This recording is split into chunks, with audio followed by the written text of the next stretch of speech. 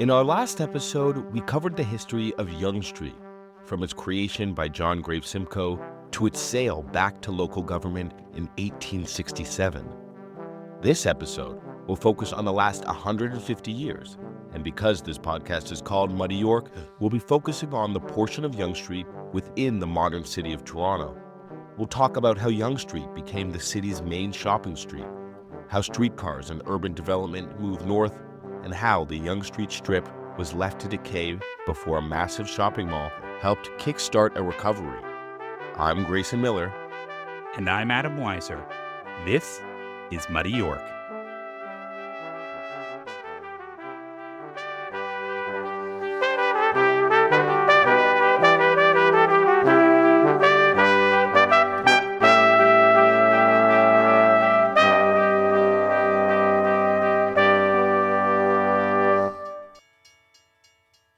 During the 1860s, Yonge Street was undergoing a bit of a transition.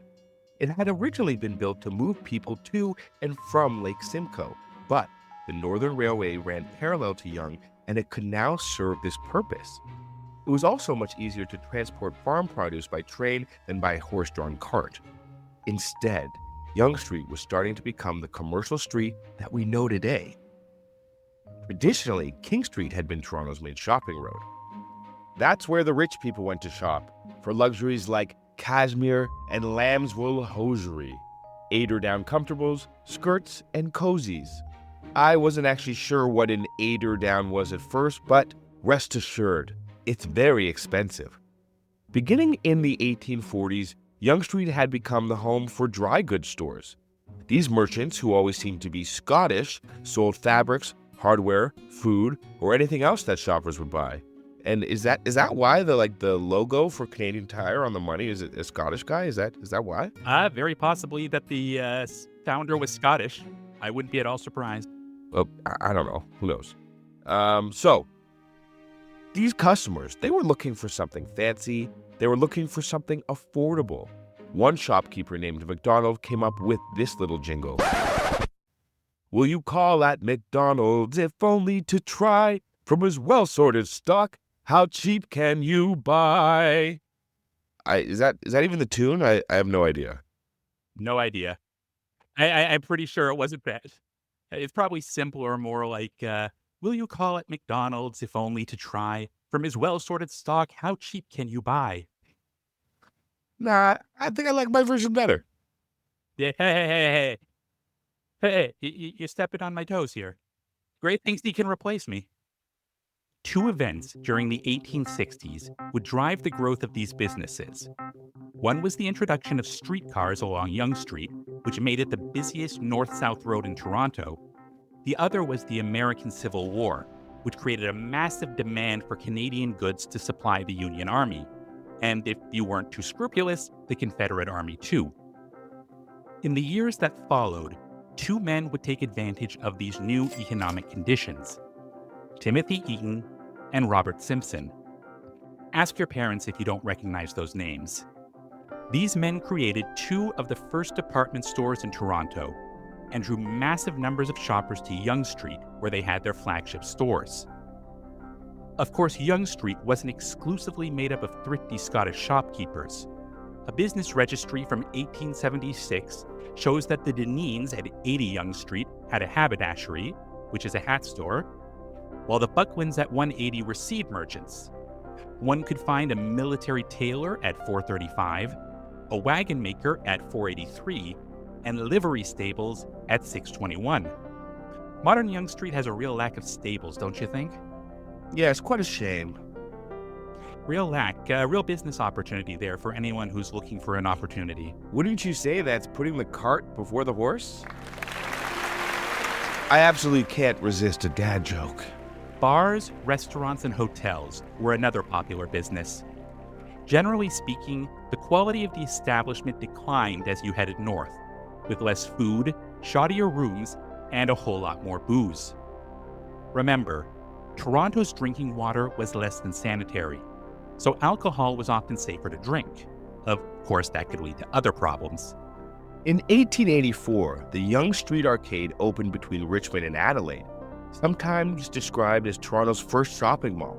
It was a three-story building modeled on a European galleria with around 50 different shops and assorted offices. We'll post a picture online, and it's a really impressive looking building. Obviously, it's not around anymore, but it was lost to a fire rather than a wrecking ball. In the same year that the arcade opened, the first electric arc light was erected at the corner of Yonge and King. Until then, street lighting had always been powered by gas. One author wrote that, "From the Esplanade to King Street, Yonge is lined by handsome buildings. Above King, Yonge is not rich in architectural specimens, but of late, several handsome stores have been erected, unpretentious as its buildings are. However, Yonge Street is no whit behind King Street as to the amount of business transacted." 1884 was also the year that streetcars began running north to Eglinton. The Toronto Street Railway lines ran to the train tracks at Summerhill, so the only way to get further north was by foot, by horse, or by stagecoach. But that year, the Metropolitan Street Railway began running streetcars from Summerhill to Eglinton Town Hall. Now, the same people owned both companies. However, the Toronto Street Railway held the contract for Toronto, while the Metropolitan Street Railway held the contract for York County, outside Toronto. And the terms of these deals meant that the tracks didn't connect. As a result, travelers who wanted to cross the city boundary had to get off one streetcar, walk about 100 yards, and then wait for another one. By the way, this absurdity is not limited to the 19th century. For those who don't know, I grew up in York Region, and south of Richmond Hill, Yonge Street is the boundary between Markham and Vaughan. When I was a teen, if you wanted to cross Yonge Street by bus, you had to take a Markham Transit bus to the east side of Yonge, get off, cross the road, and wait for a Vaughan Transit bus. By 1895, the streetcar lines had reached York Mills, and 3 years later, they made it to Newmarket. But that far north, the streetcars were more like GO trains, and they only made 5 trips a day. Development tended to follow the streetcars, and as it did, old landmarks began to disappear. What a surprise. A Yorkville blockhouse that had been built in 1838 to defend against a second rebellion that never came was torn down. Taverns along Yonge Street began closing, partly due to development, but also in response to temperance laws that were becoming more common. Many of the country homes built by would-be aristocrats were also knocked down. One of the few to survive was the Oakland Mansions, which is now home to De La Salle College. I used to practice hockey there all the time, and now they've sold off part of that field that used to be their football field to condo developers, so it's even smaller. The political boundaries of Toronto would also move north along Yonge Street. Yorkville became a part of Toronto in 1883, followed by Deer Park in 1908, and North Toronto in 1912, which took the city as far north as Eglinton. The last move created some controversy because North Toronto was farm country, and this led to a series of conflicts between local residents and the rest of the city. One dispute was about who, or more specifically what, was driving along Yonge Street. Farmers complained about the newfangled motor cars that Torontonians were using for their drives out to the country. They were a menace, and they made so much noise that it would never be safe to drive along Yonge Street. The farmers would lose that battle. We've already talked about the many bars and taverns that could be found along Yonge Street.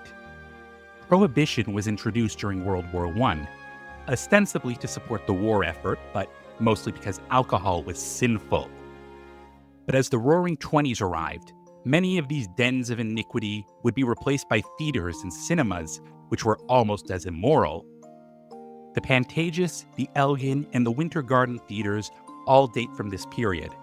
But you could also catch a show at the Strand, the National, the Victoria, or the Victory, and that was just south of Bloor. At the end of the 1920s, Yonge Street would be extended by 1/3 of a kilometer, which may not seem remarkable, except that it was extended to the south, as the Harbour Commission used landfill to push back the lakeshore. They also added a bridge at the foot of Yonge, so that for the first time, cars could get to the harbor without driving over the 16 railway tracks that used to lie between Front Street and Lakeshore. For the next 15 years, first the Depression and then World War II would limit development along Yonge Street and everywhere else. That would change quickly once the war ended, and the post-war boom would produce two major changes on Yonge Street. One was the explosion of high-rise towers around King Street as this part of Yonge transitioned from a shopping street to an office district. The other major change was the construction of the Yonge Street subway. A Toronto subway had been proposed as early as 1910, but serious planning only began in the later years of the war. Voters approved it in a 1946 plebiscite, and construction began in 1949. It was built using the cut and cover method, which basically means digging a giant ditch through the middle of the street to construct the subway and then replacing the road on top of it when you're finished. This is the fastest and cheapest method for building subways, but it hurt the businesses along Yonge Street, who threatened to sue the city for their losses. This is one of the reasons why Toronto now uses the tunneling method to build subway lines. This means starting at one end of the subway line and slowly tunneling underground. It allows traffic to continue passing overhead during construction, but it is slower and a lot more expensive. The Yonge subway line was completed in 1954 and cost $67 million. These days, the city would spend that much on reports before a single shovel hit the ground.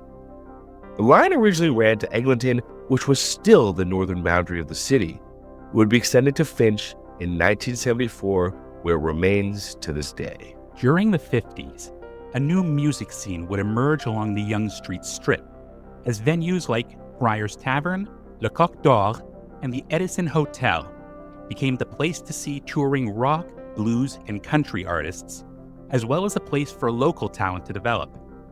In fact, it would even produce its own distinct R&B style that became known as the Toronto Sound. However, this scene will be getting its own episode at some point, so we'll just leave you with that briefer introduction for now. Yonge Street remained an important shopping street during the 50s, centered on Eaton's and Simpson's.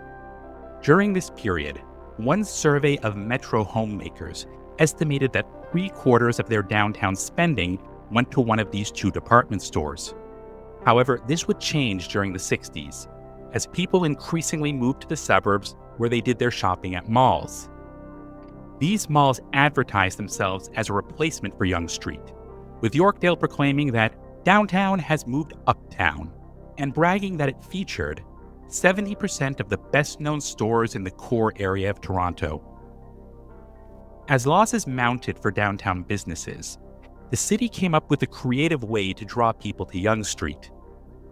In 1971, a 4-block strip of road from Adelaide to Albert Street was converted into a pedestrian mall for a week, lined with benches, potted trees, and outdoor cafes. It was initially successful, and by 1973, a full mile of Yonge Street would be closed for 12 weeks of summer. Can you imagine that happening today? However, these crowds brought increasing levels of violence and drunken disorder. The city and local businesses increasingly saw the mall as disruptive, and a transit strike in 1974 provided an excuse to permanently put an end to this experiment. As downtown businesses left or went broke, the sex industry moved in to fill the void as Yonge Street became something of a red light district. Porn shops were hardly new to Toronto, but they used to keep a low profile. Now they had large flashing signs advertising their presence on the most prominent street in town. In 1971, they were joined by the first body rub parlor, and by 1975, there were at least 48 sex-related businesses on or near Yonge Street. Local citizens rallied against these businesses throughout the 70s. However, government action was fairly tentative until 1977, when a 12-year-old shoeshine boy was raped and murdered by employees of a nearby body rub parlor. Toronto was shocked by this crime, and it became the impetus for a large-scale crackdown as police and bylaw officers swarmed along Yonge Street. Within a few months, most of the targeted shops had closed. However, some of the less shady operations stuck it out. and as late as the 2000s, you could still find a decent number of sex shops between Bloor and Dundas. 1977 was also the year that the Eaton Centre opened.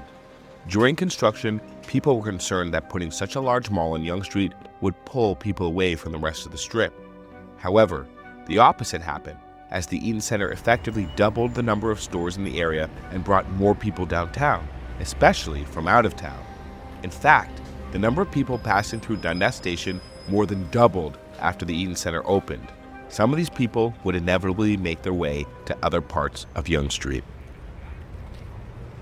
Now, we're starting to approach the period that Gray and I were around for.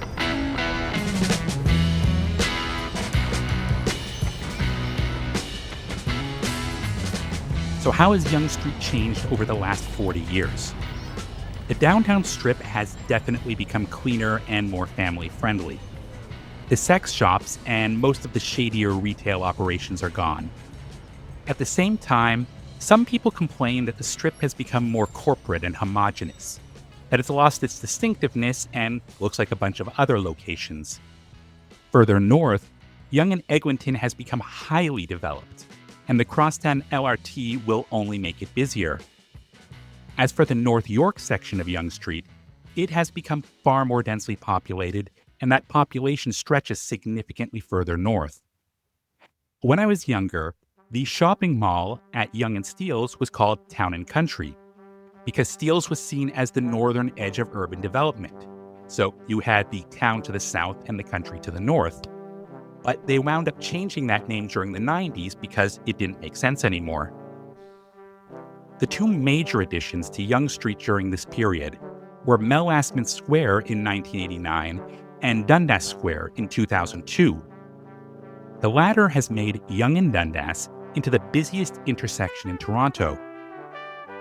During this time, we lost all sorts of retail landmarks. Eaton's, A&A Records, Uptown Theatre, Mr. Green Jeans, Sam the Record Man, and the world's biggest bookstore, among many others. However, the city has made an effort to preserve at least some of Yonge's legacy, and dozens of buildings have received some form of heritage protection. Now, this is an imperfect system, because owners can often just gut the interior as long as the facade is preserved, but, baby steps. Thank you for listening to this episode, and before we go on, Gray has a correction that he'd like to make to an earlier episode. Gray? That would be cut. The person still hasn't gone back to me about the correction. They forgot what they said, so we will not be doing that. Okay. Things, we can add some stuff. So, it's interesting, and that was a really good episode, and I always think about Yonge Street and those two massive condos that are going in right up Bloor Street. But still, I would stay still south of there, for as long as I have been in the city, still just south of Bloor, up until you get to the Eaton Centre, or maybe, when you get to go around College, has been pretty kind of shoddy for forever. Haven't you noticed that? I have to say, if you think it's shoddy now, then you don't remember it from the 90s. The sketchiness now just cannot compare to then. I guess so. What was, did you ever shop at Rock Variety? It was one of the great t-shirt stores the rock t-shirt stores of all time. No, never been there. But as we said a bit earlier, the sex shops were still around back then. Much less corporate types, much fewer Asian bakeries. It was just shoddier back then. And I live at Yonge and Eglinton, and people that live at Yonge and Eglinton right now, because it's changed so much, kind of forget what it used to be like. It was full of bars. It was definitely a going out area, and also there was a strip club right in between Yonge and Eglinton and Yonge and Davisville. I think it was called Cheaters. I remember it as a child, and it was there. And I always found it surprising because as the neighborhood was developing, it felt like a very kind of up-and-coming family neighborhood. And here was this massive strip club just right there. Do you remember that? Or no?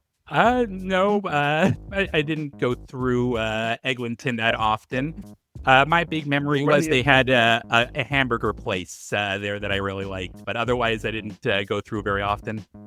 Wait, are you talking about Burger Shack? Okay, another fun fact is my picture's up on the wall at Burger Shack right there at Avenue in Eglinton.